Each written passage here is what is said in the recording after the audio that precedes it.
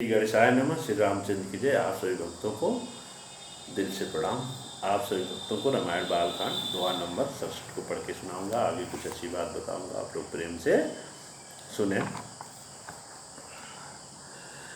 जोगी जटिल अकाम मना नगन अमंगल वेश, अस स्वामी यही कहीं मिलही परी हस्त असिरेख। पार्वती जी बैठी हुई थी, एक संत जी जा रहे थे।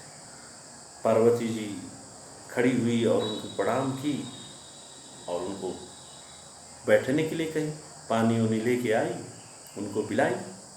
तो सभी लड़के लड़कियों का आदत होता है कि भाई थोड़ा अपना हस्त रेखा दिखा देते हैं कि हमारे भविष्य में क्या लिखा हुआ। पार्वती जी जो है संत महाराज को बोली कि आप थोड़ा देखिए कि हमारे हस्त रेखा में क्या लिखा हुआ। तो संत महाराज जी बोले,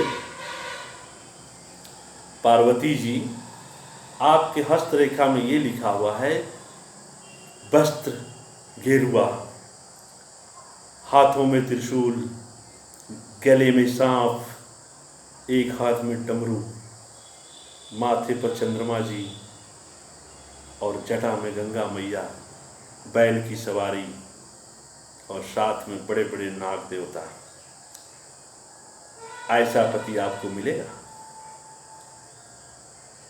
देखने में बहुत ही भयंकर और डरावना होंगे। पार्वती मैया बोली कि वो होंगे कौन? तो भगवान शंकर जी होंगे। पार्वती जी खुश हो गई, भगवान किसी भी रूप में आएंगे, हम उनसे शादी करने के लिए तैयार है तो भगवान। पार्वती जी अपनी माता जी से कही, माता जी पिताजी से, पिताजी जो है वैसा ही सेम जो है बर यानी दुल्हा लड़का ढूंढने के लिए जंगल जंगल इधर उधर ढूंढ रहे हैं। बोले वैसा लड़का तो जंगल में ही मिल सकता है, बाकी तो इधर उधर कहीं मिल नहीं सकता है। सुबह से ढूंढते ढूंढते शाम हो गई, कई दिन निकल गए। निकलने के बाद भगवान ने सोचा कि हमको तो प्रकट ही होना पड़ेगा।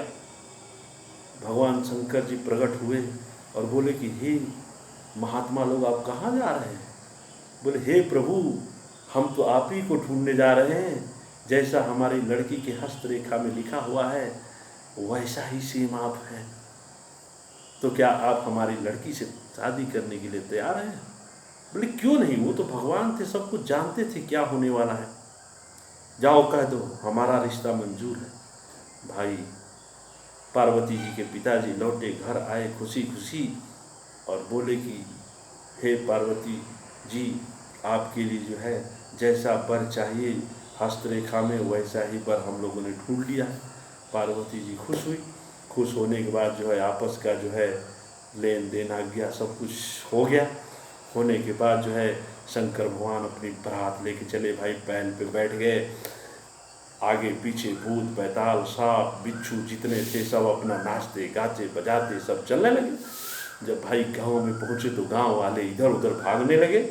अरे भाई ये कौन सा दूल्हा है, किस प्रकार का है, इनके तो आगे पीछे सब जो है खतरनाक जानवर जीव जंतु घूम रहे हैं।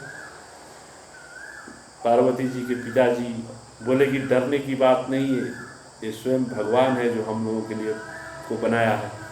तो सारे खुश हो गए, उनके पैरों पर पड़ गए और बोले कि ये कोई जो है आपको कोई नुकसान नहीं होगा और ये जीव जंतु एकदम आराम से रहेंगे। भाई शादी हुई।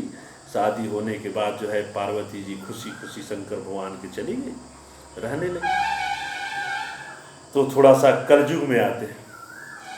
आजकल जो है लोग लड़का लड़की देखने जाते हैं तो क्या बोलते हैं, बायोडाटा, संस्कार नहीं चाहिए, कितनी पढ़ी है। अरे भैया, और वही बायोडाटा वाली आती है जब घर में शादी करके तो घर को उजाड़ देती है, तबाही मचा देती है, आग लगा देती है।